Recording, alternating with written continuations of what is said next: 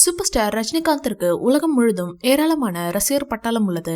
இருந்தபோதும் நடிகர் ரஜினியின் அண்ணாத்த, தர்பார் உள்ளிட்ட சில படங்கள் பெரிய அளவில் வெற்றியை பெறவில்லை.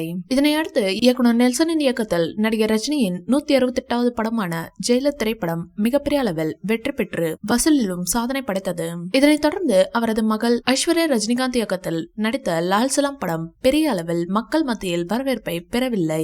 இந்த நேரத்தில் இளம் இயக்குநர்களிடம் தனக்கு ஏற்ற வகையில் கதையை தேடியே ரஜினி அடுத்தடுத்த படங்களில் நடிக்க ஒப்பந்தமாகியுள்ளார். அந்த வகையில் ஞானவேல் இயக்கத்தில் நடிகர் ரஜினியின் 170வது படமான வேட்டையின் படப்பிடிப்பு தூத்துக்குடி உள்ளிட்ட பல இடங்களில் விறுவிறுப்பாக நடைபெற்று கடந்த மாதம் முடிவடைந்தது.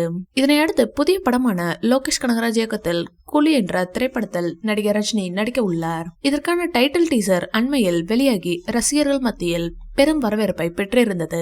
வேட்டையின் படம் முடிவடைந்து கூலி படம் தொடக்கத்திற்கும் இடையில் ஒரு சில மாதங்கள் இடைவெளி இருந்த நிலையில் நடிகர் ரஜினி ஓய்வு எடுப்பதற்காக அபுதாபிக்கு கடந்த வாரம் சென்றிருந்தார். அங்கு ஓய்வு எடுப்பதற்காக அமீரகம் சென்ற நடிகர் ரஜினிகாந்த் அபுதாபியில் லூலு குழுமத்தின் தலைவரும் நிர்வாக இயக்குனருமான எம்.ஏ. யூசப் அலியை சந்தித்து பேசியதுடன் அவரது ரோல்ஸ் ராய்ஸ் காரில் பயணம் செய்தார். இந்த காட்சி சமூக வலைதளங்களில் வேகமாக பரவியது. இந்நிலையில் நடிகர் ரஜினிகாந்த் தனது அபுதாபி சுற்றுப்பயணத்தை முடித்துவிட்டு இன்று அதிகாலை சென்னை விமான நிலையத்திற்கு வந்து தரையிறங்கினார். அப்போது தனது வழக்கமான ஸ்டைலான நடையுடன் வந்த ரஜினிகாந்தை ரசிகர்கள் சூழ்ந்து கொண்டு செல்ஃபி எடுத்து மகிழ்ந்தனர். இந்நிலையில் லோகேஷ் கனகராஜ் இயக்கத்தில் நடிகர் ரஜினி நடிக்க உள்ள கூலி திரைப்படம் இன்னும் ஒரு சில நாட்களில் ஷூட்டிங் தொடங்கப்படும் என எதிர்பார்க்கப்படுகிறது. இந்த வீடியோ பிடிச்சிருந்தா லைக் பண்ணுங்க, ஷேர் பண்ணுங்க. மேலும் ரஜினி சார் பற்றிய தகவல்களுக்கு இந்த சேனலை சப்ஸ்கிரைப் பண்ணுங்க.